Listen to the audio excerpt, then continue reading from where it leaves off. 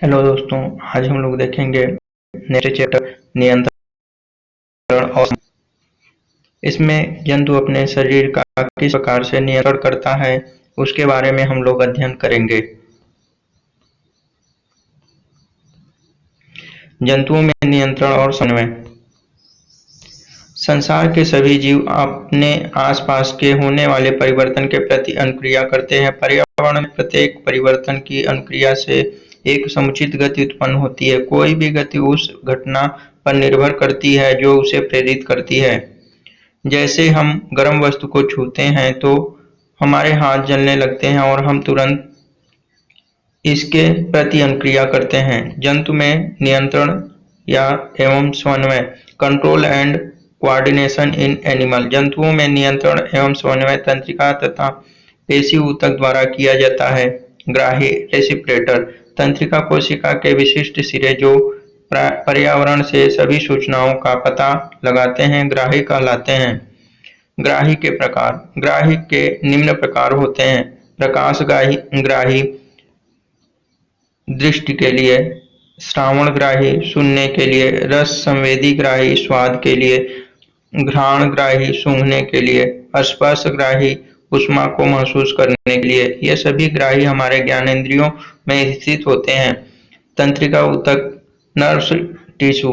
तंत्रिका ऊतक तंत्रिका कोशिका या न्यूरॉन के इस संगठित जाल का बना हुआ होता है और यह सूचनाओं के विद्युत आवेग के द्वारा शरीर के एक भाग से दूसरे भाग तक संवहन के लिए विशिष्टकृत है। तंत्रिका कोशिका के भाग। द्रमुक शिरा जहाँ सूचनाएं उपर्जित की जाती हैं। द्रमुका से कोशिकाएं तक जिसमें होकर सूचनाएं विद्युत आवेग की तरह यात्रा करती है।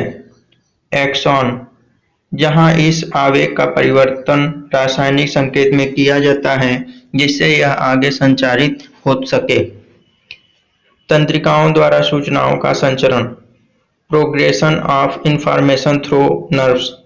सभी सूचनाएं जो हमारे मस्तिष्क तक जो पहुंचाती हैं, ये सूचनाएं एक तंत्रिका कोशिका के द्रवीकृत सिरे द्वारा उपर्जित की जाती हैं और एक रासायनिक क्रिया द्वारा एक विद्युत आवेग पैदा करती हैं। यह आवेग द्रमिका से कोशिकाएं तक जाता है, फिर तब तंत्रिकाक्ष एक्सॉन में होता हुआ इसके अंतिम सिरे तक पहुंच जाता है। एक्सॉन के अंत में विद्युत आवेग का परिवर्तन रासायनिक संकेत में किया जाता है ताकि यह आगे संचरित हो सके। यह रासायनिक संकेत रिक्त स्थान या सिनेप्टिक दरार को पार करते हैं और अगली तंत्रिका की द्रमिका में इसी तरह का विद्युत आवेग प्रारंभ करते हैं। इस प्रकार सूचनाएं एक जगह से दूसरी जगह संचरित हो जाती हैं।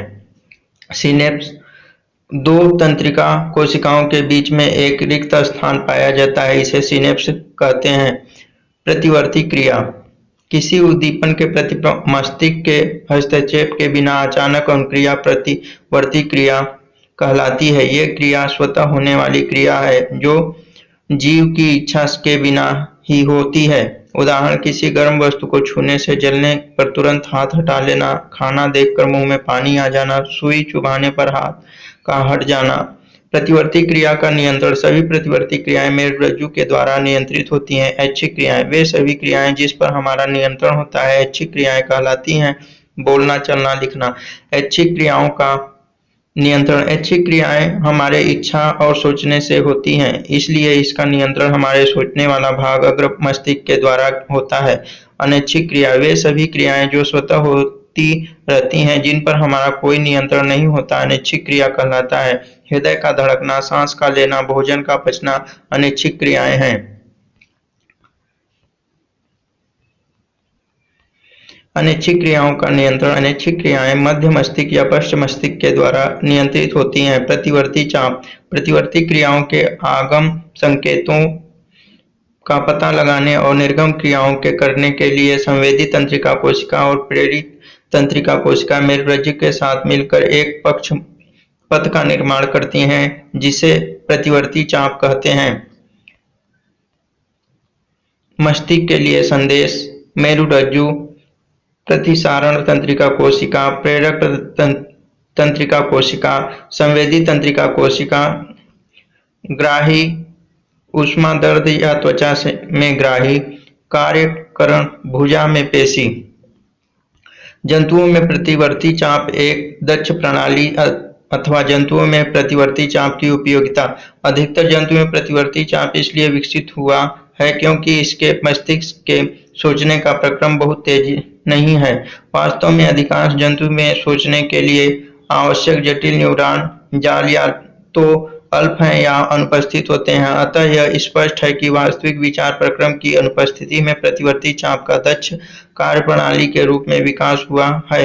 यद्यपि जटिल न्यूरॉन जाल अस्तित्व में आने के बाद भी प्रतिवर्ती चाप तुरंत अनुक्रिया के लिए एक अधिक दक्ष प्रणाली के रूप में कार्य करता है, अर्थात जंतु में सोचने की शक्ति बहुत कम या क्षीण होती है जिससे वे तुरंत अनुक्रिया कर अपना बचाव नहीं कर सकते। अतः इस कमी को पूरा करने के लिए अधिकतर जंतु में प्रतिवर्ती चाप एक दक्ष प्रणाली के रूप में कार्य करता है। मानव मस्तिष्क तंत्रिका कोशिकाओं से बना तंत्रिका तंत्र का एक बहुत बड़ा भाग है जो मेरुरज्जु के साथ मिलकर केंद्रीय तंत्रिका तंत्र का निर्माण करता है। मस्तिष्क की संरचना आप देख सकते हैं। अग्र मस्तिष्क, प्रमस्तिष्क, कपाल, मध्य मस्तिष्क, हाइपोथैलेमस, पीयूष ग्रंथि, पश्च मस्तिष्क, पायसन मेंडुला, अनुमस्तिष्क और मेरुरज्जु। मेरुरज्जु तंत्रिका रेशा का एक बेलनाकार बंडल है जिसके ऊतक मेरुदंड से होकर मस्तिष्क से लेकर कोनिक्स तक गुजरते हैं। यह शरीर के सभी भागों को तंत्रिकाओं से जोड़ता है और मस्तिष्क के साथ मिलकर केंद्रीय तंत्रिका तंत्र का निर्माण करता है।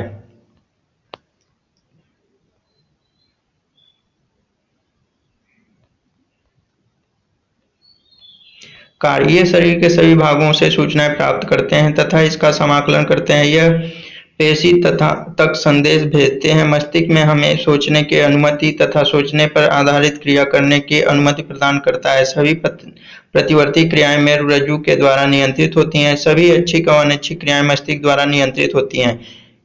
क्रेनियम, मानव खोपड़ी का वह भाग जो मस्तिष्क को सुरक्षा प्रदान करता है जिसमें मनुष्य का दिमाग स्थित रहता है।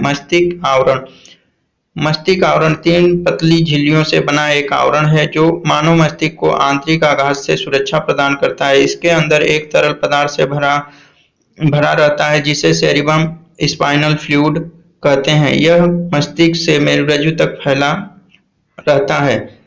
सेरिब्रम स्पाइनल फ्लूइड यह मस्तिष्क आवरण के 2 परतों के बीच में पाया जाने वाला एक तरल पदार्थ है जो मस्तिष्क को आंतरिक आघात से सुरक्षा प्रदान करता है और मस्तिष्क को आवरण स्रोत से बचाता है या बाहरी चोट से बचाता है। मस्तिष्क के भाग और उनके कार्य। The part of brain and their function. अग्र मस्तिष्क, फोर ब्रेन, यह सोचने वाले मुख्य भाग हैं। इसमें विभिन्न ग्राहियों से संवेदी आवेग प्राप्त करने के क्षेत्र होते हैं। इसमें सुनने, देखने, सूंघने के लिए विशेष भाग होते हैं। यह ऐच्छिक पेशियों के गति को नियंत्रित करता है। इसमें भूख से संबंधित केंद्र हैं। मध्य मस्तिष्क, यह शरीर के सभी अनैच्छिक क्रियाओं को नियंत्रित करता है। पश्च मस्तिष्क, यह भी अनैच्छिक क्रियाओं को नियंत्रित करता है। सभी अनैच्छिक क्रियाएं जैसे रक्तदाब, लार आना, वमन पश्च मस्तिष्क स्थित मेंडुला द्वारा नियंत्रित होता है। पश्च मस्तिष्क 3 केंद्रों से मिलकर बना है। अनुमस्तिष्क, यह ऐच्छिक क्रियाओं की परिशुद्धि तथा शरीर की स्थिति तथा संतुलन को नियंत्रित करती है, जैसे एक सीधी रेखा में चलना, साइकिल चलाना, एक पेंसिल उठाना इत्यादि। पोन्स, यह श्वसन क्रिया के नियमित और नियंत्रित करने में भाग लेता है। मेंडुला ओब्लांगेटा, सभी अनैच्छिक क्रियाएं जैसे रक्तदाब, लार आना तथा वमन पश्च मस्तिष्क स्थिति मेंडुला द्वारा नियंत्रित होता है। तंत्रिका तंत्र सिस्टम, तंत्रिका तंत्र के भाग। तंत्रिका तंत्र,